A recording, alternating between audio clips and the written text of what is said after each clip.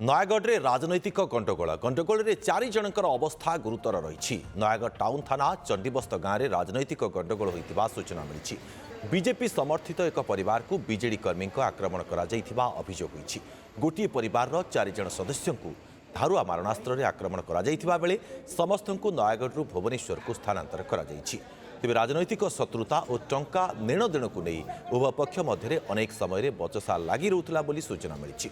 ଘଟଣାସ୍ଥଳରେ ଟାଉନ ଥାନା पुलिस पहुंची तदंत आरंभ करथिबा बेले एने बीजेडी किंबा पुलिस पक्षरु कोनोसी प्रतिक्रिया मिल पारे।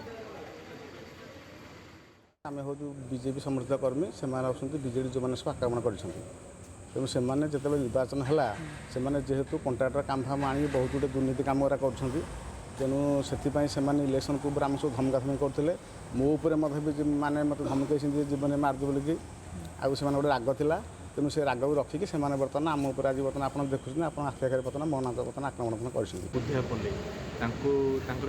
फोरहेड माड़ होती फोरहेड भी फ्रैक्चर इनसाइड आम रेफर कर सोमनाथ पल्ले फोरहेड माड़ होती तो आम समस्त कैपिटल कि एम्स जो ने से चाहिए आम रेफर कर देचु। पेसेंट कंडीशन टी भल ना बुधियापल्ली और शिशुआपल्ली कंडीशन भल ना कौन गंडगोल कौन गंडगोल तो एपर्तन कारण जना पड़ी ना से आसवे बोली माने स्पष्ट कारण काली परदिन जना पड़े जहाँ जना पड़े बेसी आघात लगी 3 जन से रेफर कर बाध्य।